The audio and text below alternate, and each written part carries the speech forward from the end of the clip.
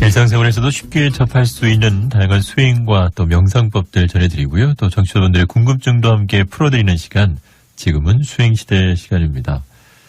이 시간엔 여러분들께 책 선물도 전해드리고 있죠. 수행에 대한 궁금증, 또 수행담도 좋습니다. 자세한 답변, 설명도 전해드리고 추첨을 통해서 묘원법사님의 책 물 위에 떠있는 공처럼 책 선물도 보내드리고 있습니다. 단문 50원, 장문 100원의 정보 이용료가 부과되는 샵 2842 휴대전화 문자 메시지로 다양한 의견들 보내주시면 되겠습니다. 오늘도 사단법인 상좌불교 한국명사원 원장이신 묘원법사님 모셨습니다. 안녕하십니까, 법사님. 네, 안녕하세요. 반갑습니다. 네, 저희 지금은 수행시대 시간에는 전반부에는 이제 여러분들 문자 메시지 사연들 소개해드리고요. 묘원법사님의 친절한 답변 전해드리고 있습니다. 그리고 나서 이제 또 본 내용 들어갈 텐데요. 오늘도 몇 분의 문자 메시지 사연들 소개해드리고 그다음에 또 마음 보는 수행 공부 들어가도록 하겠습니다. 먼저 첫 번째 문자 메시지 사연입니다. 4890번님 보내주셨는데요. 불교에서 하는 수행법들 상당히 많은 것 같습니다. 이 불교 수행법에는 어떠한 것들이 있고요. 그리고 또 어떻게 다른 것인지 설명 좀 해 주십시오라고 보내주셨네요. 네, 포괄적인 내용이군요. 예. 부처님께서 열반하신 이후에 상좌불교에서 나온 대승불교가 생겼거든요. 네. 그리고 또 대승불교에서 다시 밀교가 생겼어요. 이러한 과정에서 초기에 부처님 가르침과 조금 다른 수행들이 생겼습니다. 이 외에 각 나라에서 생긴 나름대로의 수행들이 있습니다. 이것은 문화적 관점과 교리의 해석에 대한 관점 등 여러 가지 요인에 의해서 생긴 수행들입니다. 부처님께서 설하신 수행은 사마타 수행과 위파사나 수행이에요. 사마타 수행은 선정 수행으로 40가지가 있거든요. 그리고 위파사나 수행은 지혜 수행으로 몸, 느낌, 마음, 법을 알아차리는 사념처 수행이에요. 부처님께서는 사마타 수행을 하신 뒤에 위파사나 수행을 해서 최고의 지혜를 얻어가지고 깨달음에 이르셨거든요. 네. 그래서 이러한 사마타 수행과 위파사나 수행에 대한 기록이 경전과 주석서에 정확하게 기록되어서 현재까지 계승되고 있어요. 중요한 것은 경전의 기록도 필요하지만은 수행을 지도하는 스승들이 계시다는 것입니다. 기록만 있어가지고서는 수행이 하기가 어려워요. 네. 그 수행을 재현하기 위해서는 반드시 그 수행을 하신 스승들이 필요합니다. 그래서 미얀마나 태국, 스리랑카에서는 위파사나 수행에 대한 그 지도 스승들이 계시기 때문에 지금까지 면면이 계승되고 있었습니다. 인도에 생긴 대승이 중국을 거쳐오면서 생긴 수행은 묵조선과 가나선입니다. 그리고 이것이 티베트로 가서 생긴 수행이 밀교 수행입니다. 티베트의 밀교 수행을 현재 달라이라마께서 계승하고 있습니다. 현재 이 수행이 세계적으로 가장 널리 보급되었습니다. 그래서 달라이라마 제자들이 굉장히 유럽이나 미국에는 많습니다. 한국은 중국을 통해서 들어온 간화선 수행을 하거든요. 그런데 한국의 이 간화선 참선 수행은 숭산 스님이 외국에 전해졌는데 그 제자들이 있죠. 그런데 뭐 그렇게 널리 보급되지는 않았습니다. 근데 일본은 송나라 때 수학한 도겐이라는 비구가 일본의 그 송나라에서 수행을 가져왔는데 굉장히 이게 세계적으로 알려진 젠입니다. 그래서 젠은 비교적 널리 알려져 있습니다. 젠이 유명했는데 달라이라마의 밀교 수행이 요새는 훨씬 더 많이 보급이 되어 있습니다. 네. 그리고 미얀마의 스승들이 미국에 가서 위파사나를 보급을 하는데 미얀마 비구들은 계율을 지키기 때문에 기독교 국가에서 매우 생활에 어려움들이 있어서 약간 제약을 받는다라는 이야기를 들었습니다. 그래서 미국에서 수행은 제가자들이 서로 선도하고 있습니다. 그리고 한국에서는 중국에서 들어온 간화선 수행만 하다가 1988년도에 미얀마 마시 명상원의 두 스승이 북한산 승가사에서 처음으로 위파사나를 보급했습니다. 그 뒤에 이제 저희 같은 수행자들이 미얀마에 가서 배워서 현재 한국에서 이 수행을 알리고 있습니다. 그런데 이 수행 외에도 천태종에서 천태지관법 수행이 있거든요. 네. 이것이 부처님께서 하신 사마타와 위파사나 수행이에요. 근데 기록만 있고 실제 이 수행을 하고 있는 스승들은 없는 것으로 제가 알고 있습니다. 이상이 간략하게 본 불교의 수행입니다. 네. 수행이 아무리 많이 있다고 해도 어떤 스승을 만나느냐에 따라서 결정돼요. 자기가 선택할 수 있는 게 아니거든요. 네. 그래서 현재 한국에서는 참선과 사마타, 위파사나 이런 수행을 할 수가 있습니다.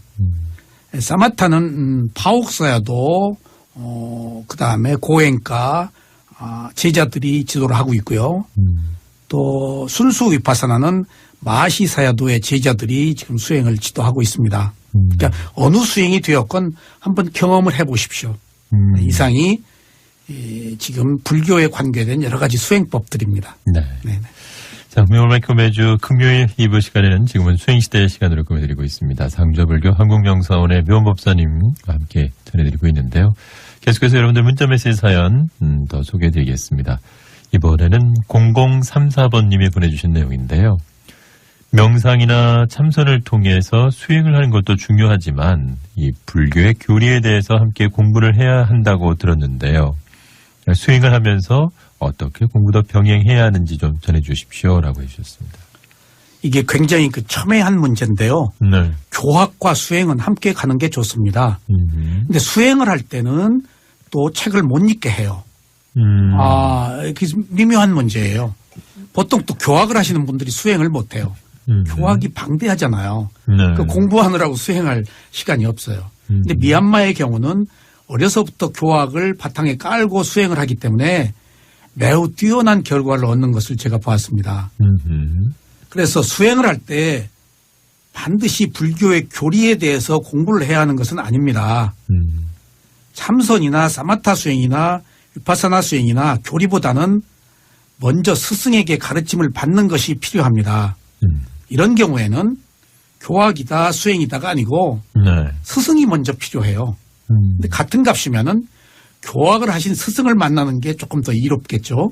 근데 저도 미얀마에서 교학을 하시고 수행을 하신 스승을 만나기도 했고 네. 또 교학 없이 수행만 하신 스승을 만나기도 했는데 다 유익했습니다.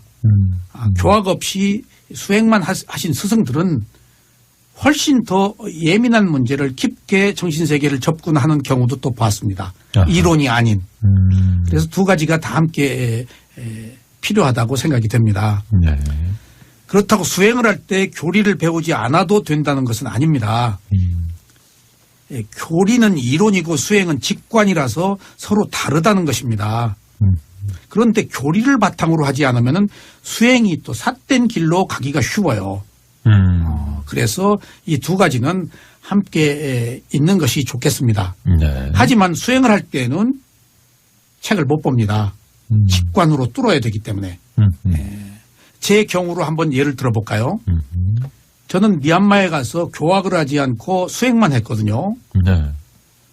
그런데 지금 미얀마에서 수행자들에게 교학을 가르치질 않아요.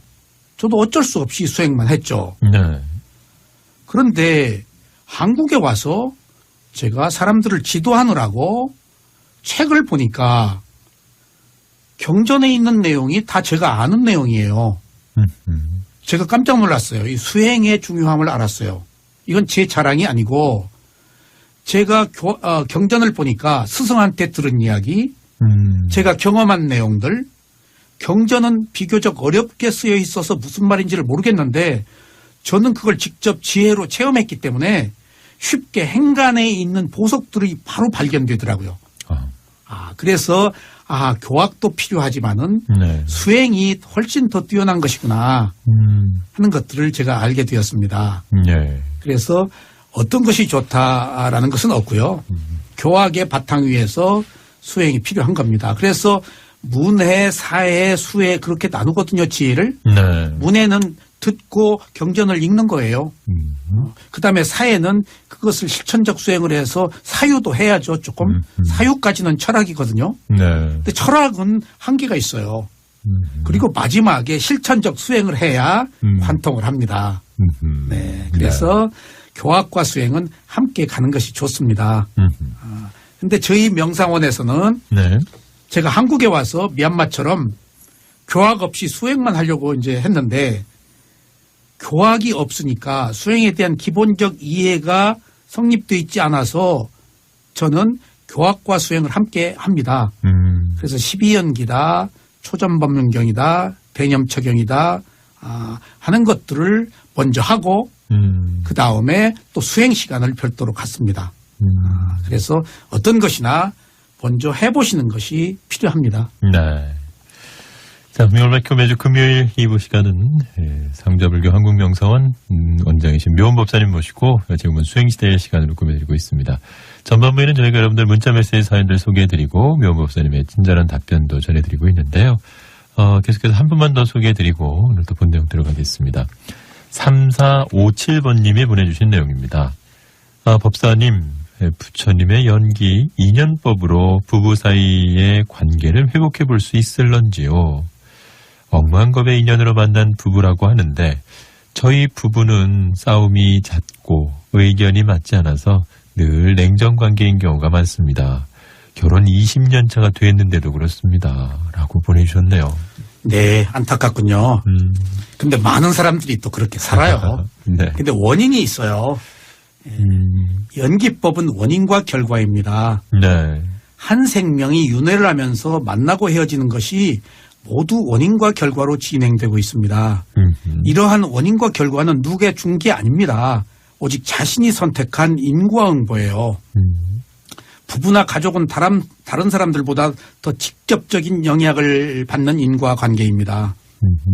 그런데 누구나 예외 없이 좋은 인연으로 만나기도 하고 나쁜 인연으로 만나기도 합니다.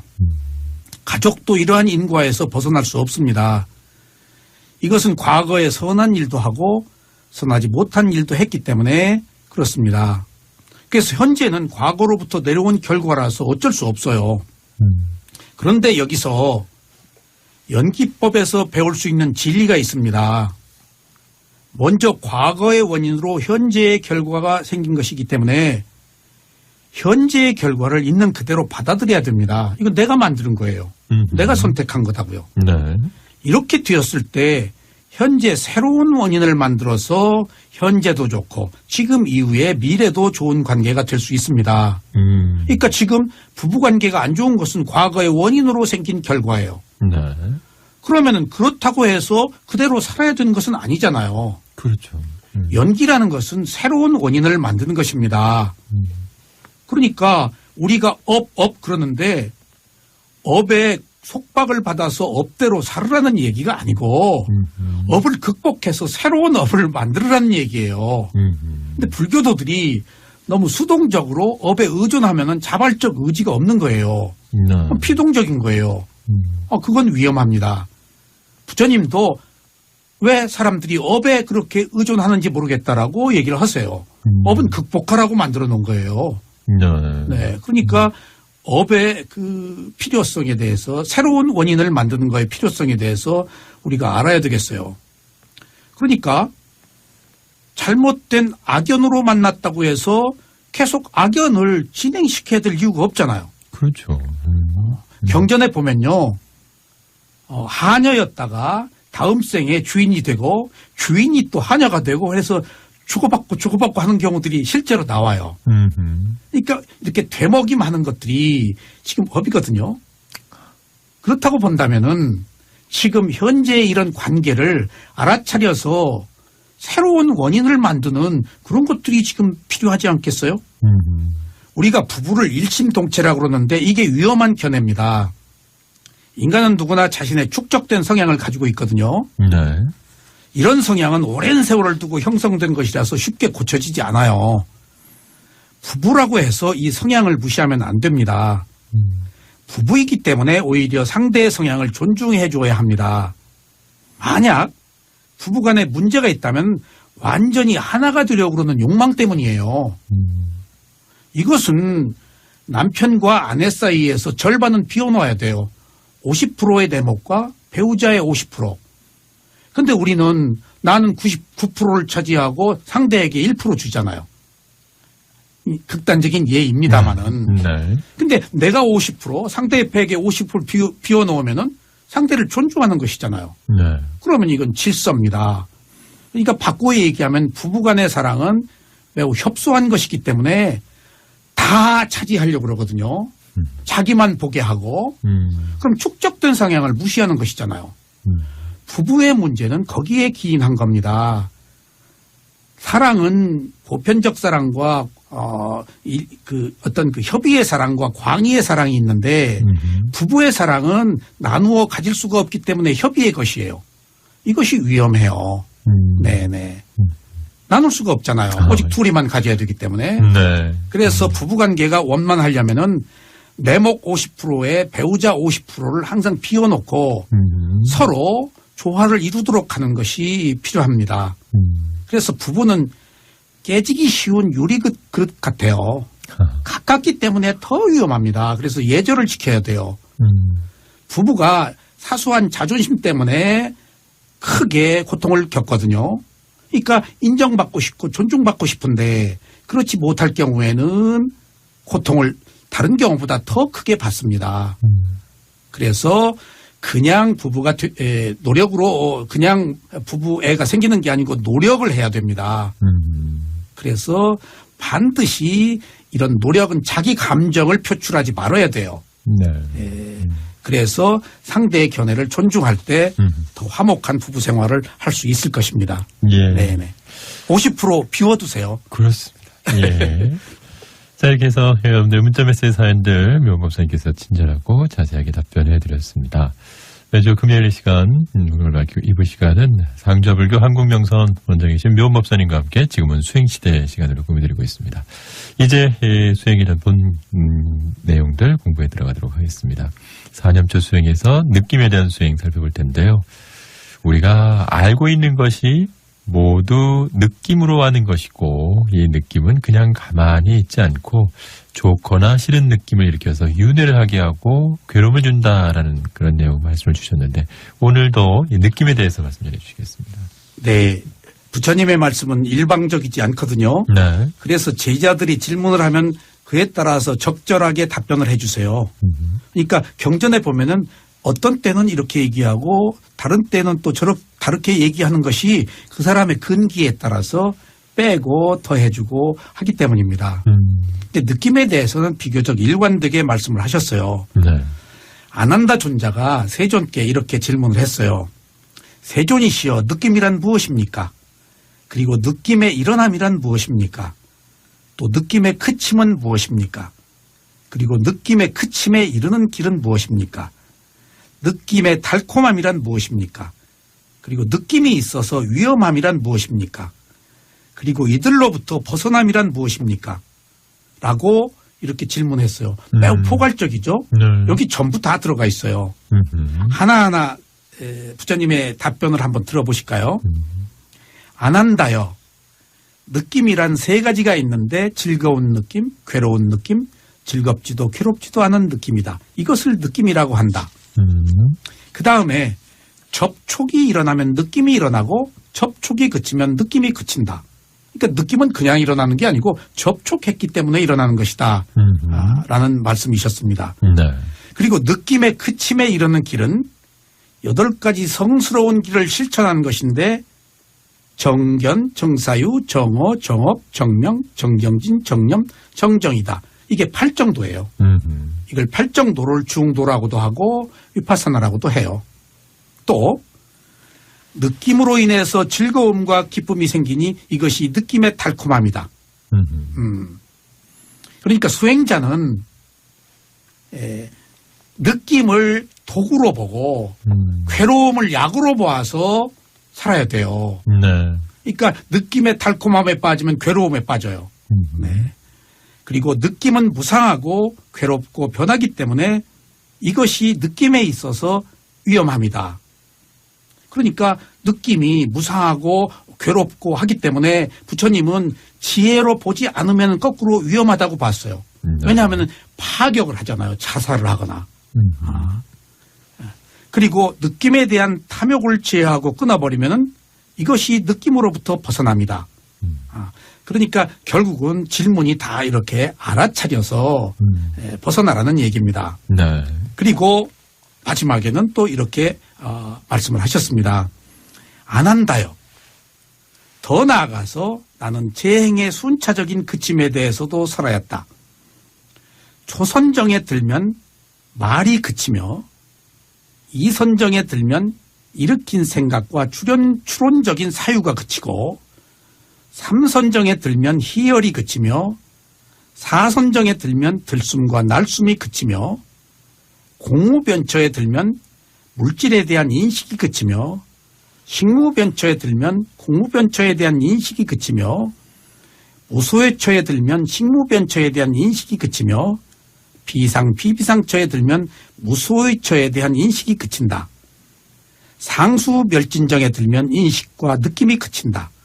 번뇌를 다한 비구에게서는 탐욕이 그치고 성냄이 그치고 어리석음이 그친다. 라고 하셨는데요. 지금 이것이요. 색계 사선정과 무색계 사선정을 다 포함한 내용이에요. 네. 여기서 우리가 간과해서는 안 되는 이유가 초선정에서는 말이 끊어진다고 했죠. 네. 그리고 이선정에 들면은 추론과 생각이 끊어진다고 그랬죠. 그러니까 망상이 끊어질 단계에 가서 끊어져요. 네. 삼선정에서는 희열이 나왔는데 나온 희열이 또 그친다고 그랬죠. 사선정에 들면 들숨과 날숨이 그친다고 그랬죠. 수행하면 호흡이 없어져요. 이게 다 단계적 과정에서 생기는 현상들이에요. 네. 그러니까 그 다음에 공무변처에 들면 물질에 대한 인식이 그치며 이 물질에 대한 인식이 그친다는 이야기는 공무변처부터 무색계 선정이거든요. 그럼 몸이 없어진다는 거예요. 호흡도 없어지고 몸도 없어져요. 그러니까 우리가 수행을 하면서 나타나는 여러 가지 과정들이 있는데 여기에서 살펴보면은 어느 단계에 가서 어떤 현상이 나타나고 어떤 것이 소멸한다라는 것들을 살펴볼 수가 있습니다. 그러니까 우리가 어떤 통증이나 졸음, 망상, 호흡이 사라지고 몸이 사라지고 하는 것들도 자연스럽게 의식이 고양되어 가는 과정에서 생기는 현상들이기 때문에 나타난 모든 현상은 법으로 봐야 돼요. 의심하면 안 돼요. 이게 왜 생겼지? 라고 의심하면 안 돼요. 의심하면 알아차림을 놓치는 겁니다. 어떤 현상이나 그냥 지켜볼 때 자연스럽게 다음 단계의 지혜로 가요. 지금 색계 1선정에서부터 무색계 4선정 그리고 그 무색계 4선정 후에 상수멸진정이라고 있는데 열반이 아니고 비비상처천 위에 또 하나의 멸진정이 있어요. 그런 모든 과정들은 자연스럽게 하나의 대상에 걸리지 않고 알아차린 결과 다음으로 간다는 사실. 그러니까 우리가 모든 것들을 법으로 보아야 되는 것은 대상으로 볼 때 걸림이 없이 다음 단계의 지혜로 간다는 사실을 우리가 유념해야 되겠어요. 네. 그러니까 수행 중에 나타나는 것들은 다 법이다. 현상이다. 라고 생각하시면 돼요. 그러니까 수행하다 안 죽거든요. 이거 암이다. 이거 뭔가 풍이냐? 이거 뭐냐? 필요해서 나타납니다. 그러니까 망상도 나타날 때 나타나는 것이고 또 망상이 하고 싶어도 안 나타날 때가 있다고요. 네. 그러니까 이런 과정을 스스로 헤쳐나가기가 어렵기 때문에 반드시 스승의 가르침이 필요합니다. 왜냐하면 스승들은 이런 것들을 경험했기 때문에 다 수행자들이 어느 상태에 있는 것을 알아서 적절하게 지도를 해줍니다. 네. 근데 본인들은 모르거든요. 그래서 스승이 없을 경우에는 수행을 하다가 그만두는 경우가 두려움과 불안 때문에. 네. 가보지 않은 길이니까. 네. 그래서 반드시 스승이 필요하고 혼자 할 때에도 어떤 현상이 나타나든지 죽지 않으니까 걱정하지 마시고 하나의 대상으로 하나의 손님으로 받아들이시면은 그것들이 큰 지혜를 남기고 감사하게 떠날 겁니다. 네. 네네. 그러니까 손님을 맞이합시다. 그렇습니다. 예. 자, 매주 금요일 시간 참다운 수행의 길 제시해 주시는 분이시죠. 묘원법사님과 함께한 지금은 수행시대. 오늘도 귀한 시간 함께해 주신 묘원법사님 감사드리고요. 다음 주 금요일을 기약해야 될 것 같습니다. 오늘도 귀한 말씀 감사합니다. 네, 감사합니다.